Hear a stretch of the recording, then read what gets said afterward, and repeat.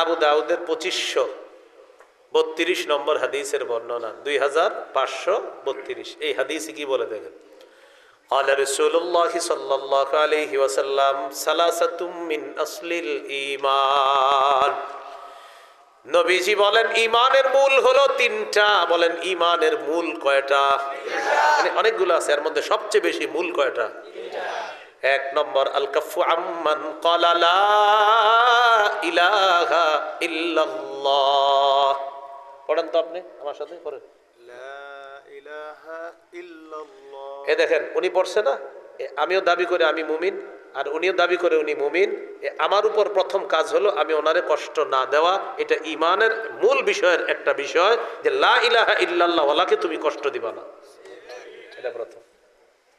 আল Cafu Amman ক্বালা লা ইলাহা ইল্লাল্লাহ, যে লা ইলাহা ইল্লাল্লাহ মুখে বলে অন্তরে বিশ্বাস করে এই ব্যক্তিকে আমি কষ্ট দিতে পারবো না। এটা ইমানের মূল বিষয়ের একটা বিষয়। দ্বিতীয় বিষয় ওয়ালা নুকাফিরুহু বিজাম্বিন, কোন মুমিনকে শুধু গুনাহের কারণে আমরা তাকে কাফের বলবো না। তিন নাম্বার ওয়ালা নুখরিজুহু মিনাল ইসলামি বিআমালিন, কোন আমলের কারণে কোন মুসলমানকে ইসলাম থেকে বের করে দিব না। কোন আমলের কারণে ইসলাম থেকে তাকে আমরা বের করে দিব না। হ্যাঁ হুজুর তার ব্যাপারে কোনো ফতুয়া আসবে, এটা ফতুয়া বিভাগ ফতুয়া দিবে, আপনি কথায় কথায় কাউরে কাফের বলে ফেললেন না। তাহলে ইমানের মূল বিষয় তিনটা। এক নাম্বার আল কাফু আম্মান ক্বালা লা ইলাহা ইল্লাল্লাহ, যে ব্যক্তি বলে লা ইলাহা ইল্লাল্লাহ তাকে কোনো কষ্ট না দেওয়া।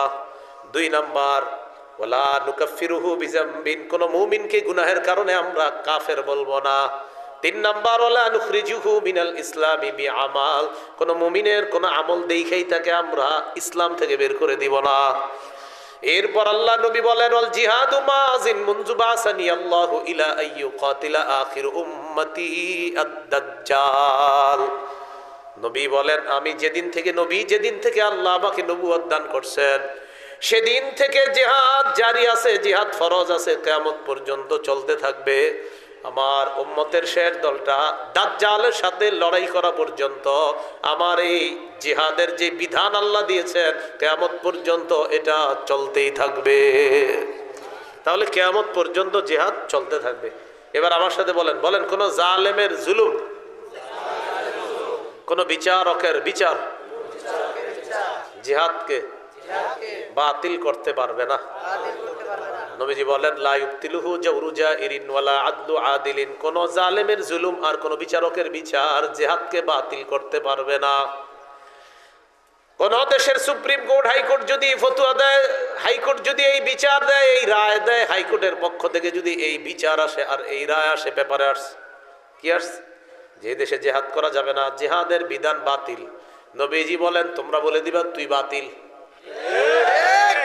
কারণ বিচারকের বিচার তো জিহাদ বাতিল করতে পারে না। তো কেউ যদি বলে জিহাদ বাতিল, আপনি বলবেন প্রিয় ভাইয়া আপনি বাতিল, প্রিয় বিচারক আপনি বাতিল, বলবে এটা কোনো কথা? বলবে আমাদের নবী বলছে আপনি বাতিল। কারণ আপনার বিচার জিহাদ এটা বাতিল করতে পারবে না। নবীর আল্লাহ যেদিন থেকে নবী বানাইছে কিয়ামত পর্যন্ত জিহাদের বিধান চালু থাকবে। আপনার মতো বিচারকের বিচার আর কোন জালেমের জুলুম কিয়ামত পর্যন্ত পবিত্র জিহাদকে বাতিল করে নাই, করতে পারবে না। আপনি করলেও হবে না, আপনি বাতিল হবেন। এ হলো জিহাদের বিধান। আল্লাহ আমাদেরকে বুঝার তৌফিক দান করেন। তবে ওই বিষয়টা গুরুত্বপূর্ণ। আমরা জিহাদ করব কখন? এদেশের বিজ্ঞ মুফতিরা ফতুয়া দিবে যখন। বিজ্ঞ মুফতি সাহেবরা ফতুয়া দিতে হবে। আপনি সকালে গিয়ে আবার কিছু উড়াই দিয়েন না, কিন্তু বিজ্ঞ মুফতি সাহেবদের ফতুয়া লাগবে, তখন জিহাদ ফরজ হবে। আল্লাহ কথাগুলা বুঝার তৌফিক দান করেন।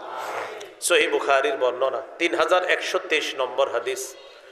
عن أبي هريرة رضي الله تعالى عنه قال قال رسول الله صلى الله عليه وسلم تكفل الله لمن جاهد في سبيل الله لا يخرجه إلا الجهاد في سبيله وتصديق كلماته بأن يدخله الجنة أو يرجعه في مسكنه الذي خرج منه ما نال من أجر أو غنيمة।